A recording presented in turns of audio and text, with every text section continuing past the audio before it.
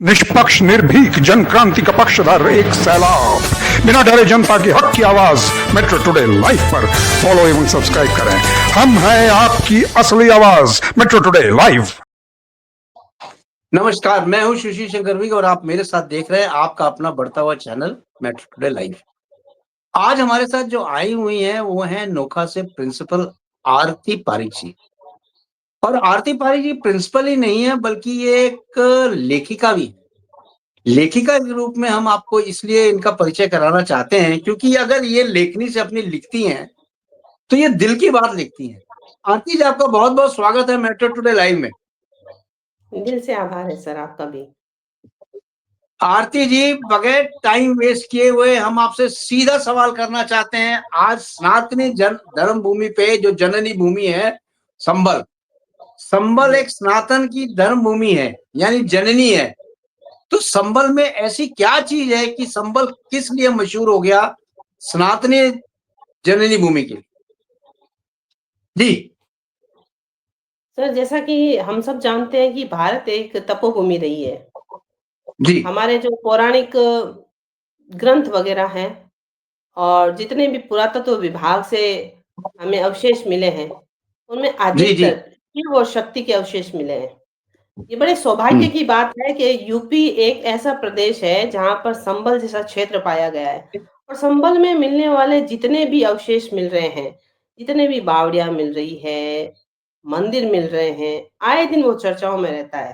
तो इसमें कोई अतिशयोक्ति नहीं है ये कहने में कि संबल भी एक सनातनी धर्म की जननी है। जी और इस धर्म भूमि पर अभी हाल फिलहाल आपने भी सुना होगा कि फिर से एक बहुत बड़ा विस्फोट हुआ है हनुमान मंदिर मिल करके। तो ये जी कहने जी। में कोई अतिशयोक्ति नहीं है कि संबल की जो भूमि है, वो वास्तव में सनातनी धर्म की जननी कहलाती है। यहाँ पर शिव के और शक्ति के अवशेष रोजाना हर दिन, हर खुदाई में मिलते आ रहे हैं। जी जी। आरती जी, देखा ये गया है कि जब जब भी खुदाई होती है वहां पे मंदिर के अवशेष मिलते हैं। मतलब ऐसी क्या चीज है कि मंदिर के अवशेष ही मिल रहे हैं, मस्जिद के अवशेष नहीं मिल रहे हैं?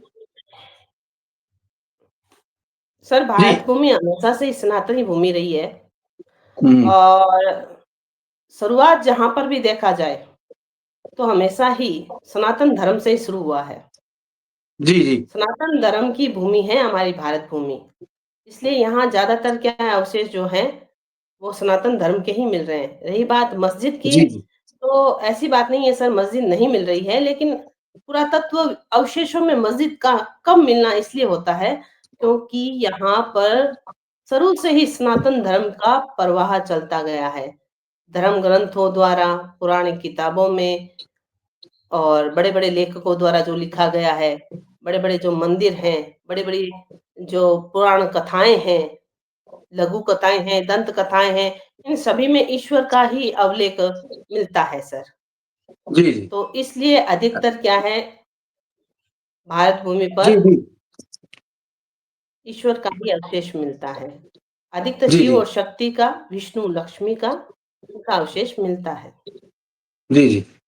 आरती जी, देखा यह गया कि संभल में हनुमान मंदिर मिलते हैं और नालंदा में मिली है मस्जिद। पे इस पे आपकी क्या राय है?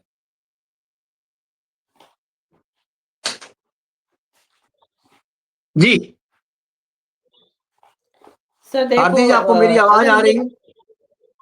जी सर थोड़ा-सा आपका सवाल दोबारा कीजिएगा, मुझे आवाज़ थोड़ी आपकी कट हो रही ठीक। थी। मैं ये पूछ रहा हूँ आपसे कि संभल में हनुमान मंदिर मिलते हैं और जी, नालंदा में मिली है मस्जिद। फिर इस पे जी। आपकी क्या राय है? सर अगर धर्म के नाम पर इसको सांप्रदायिक दंगे के रूप में लें, तो थोड़ा-सा इस पे चर्चा ठीक नहीं रहेगी। यहाँ पर बात सांप्रदायिकता की नहीं आती है, यहाँ पर बात जी आती है समानता की, यहाँ बात आती है धर्मनिरपेक्षता की। चूँकि हम सभी जानते हैं कि भारत जो है वो धर्मनिरपेक्ष राष्ट्र है।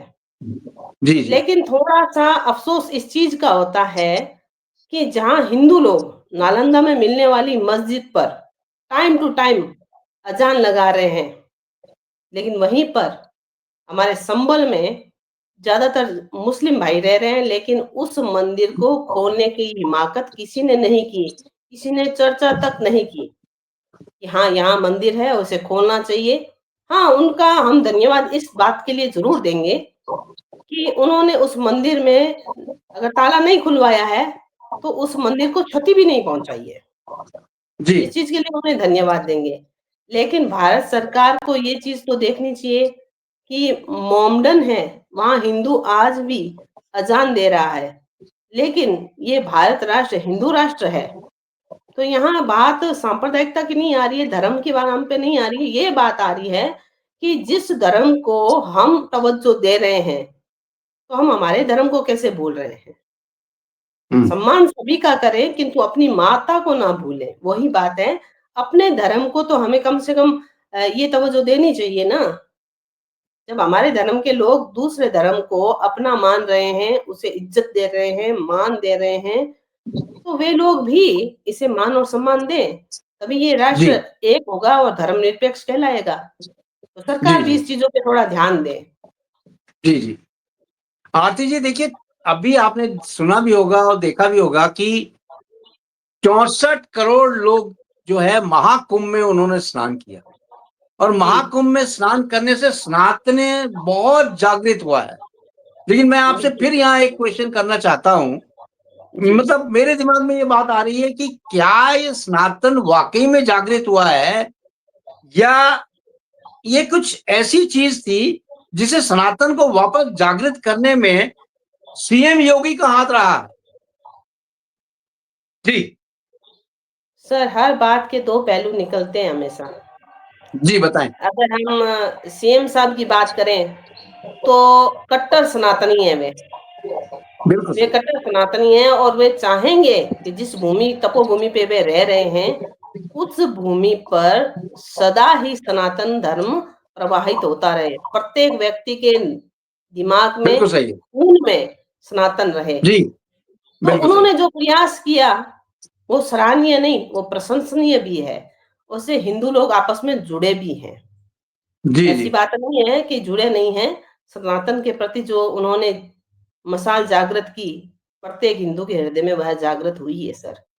रही बात ये कि सनातन धर्म, तो आज आपने अधिकतर वीडियो देखा होगा, लोग सनातन धर्म के प्रति इतने मतलब आदर्शवाद हो गए हैं कि अपने माता-पिता को बिठा कर के उनके चरणों के जल से पूरा परिवार नहा रहा है। तो ये क्या है? ये जी, जी। सनातन धर्म के प्रति लगाव ही तो है।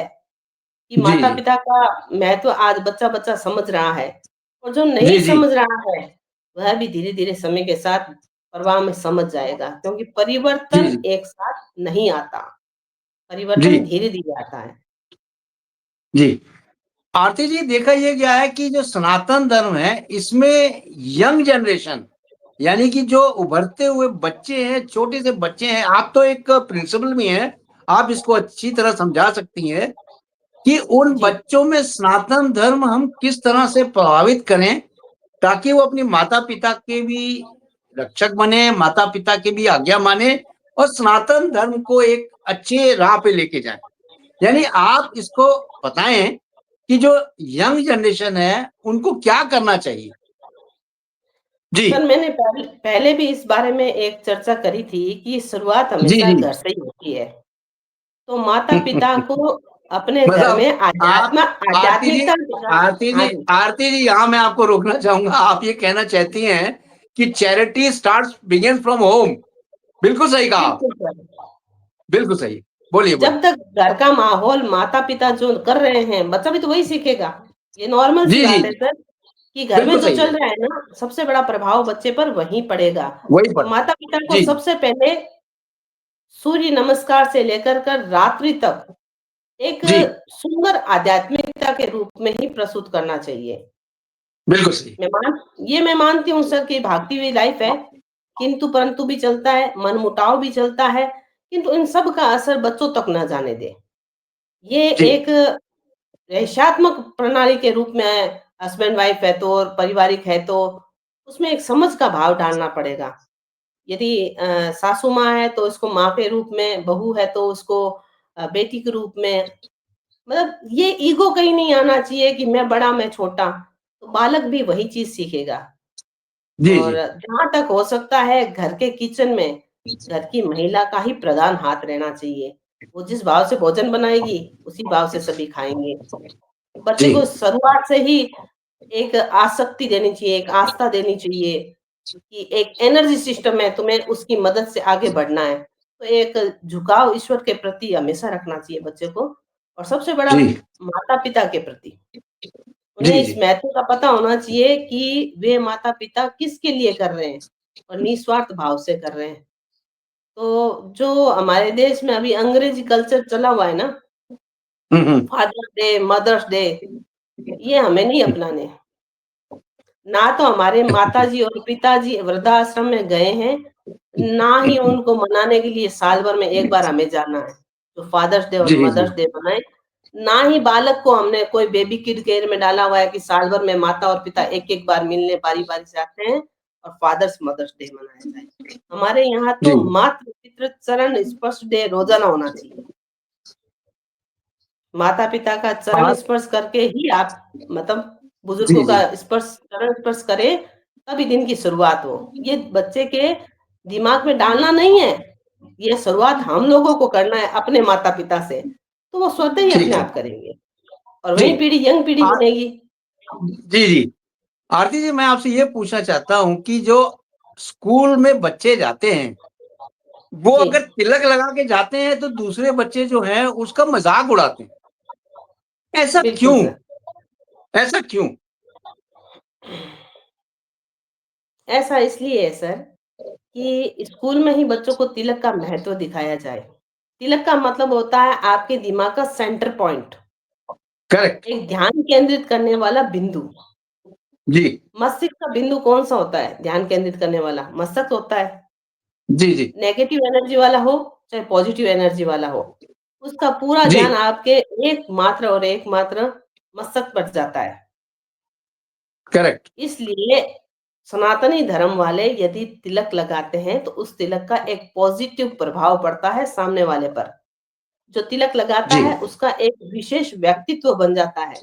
इसलिए उसके समक्ष जी, जो भी आता है ना, उसकी एनर्जी के सामने उसकी बोलने की पावर जो होती है वो कम पड़ जाती है।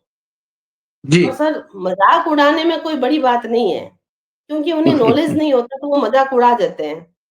ये फ़ोन जी, जी, अभी चला है, जी, लेकिन हमारे यहाँ पर सनातन धर्म में लाखों वर्ष पहले गुरु और शिष्य का तारतम्य आँख बंद करके वाइब्रेशन से पहले ही हो जाता था। ये मोबाइल बिल्कुल फ़ोन सही तो कहा। उसके आधार पे ही तो बना हुआ है। तो थोड़ा-सा बिल्कुल सही है। वेदों की ओर लौटें, थोड़ा-सा बच्चों को ये सिखाएँ कि टाइम वेस्ट ना करें मोबाइलों पर। अगर मोबाइल पे भी जी, टाइम जी, वेस्ट कर रहे हैं, तो कम से कम अपने सनातन धर्म को समझें। तो चीज़ें जी, जी, ऑटोमेटिक धीरे-धीरे, धीरे-धीरे वापस व्यवस्थित होने लग जाएगी। हम लोग भी जी, अपने जी, स्कूल में प्रयास करते हैं कि जहाँ तक हो सके बच्चा मोबाइल से नहीं, सार्वजनिक गेमों से, अपने माता-पिता से और दादी माँ के दंत कथाओं से जुड़ा हुआ रहे। हम भी जी, कई जी, बार बच्चों के सामने दंत कथाएँ कहते हैं, अपने बचपन की बातें कहते हैं कि जी, हर बच्चा नटखट होता है, किंतु उसे सही गाइड करने वाला हो, तो जनरेशन ऑटोमेटिक सही हो जाती है सर। जी, जी।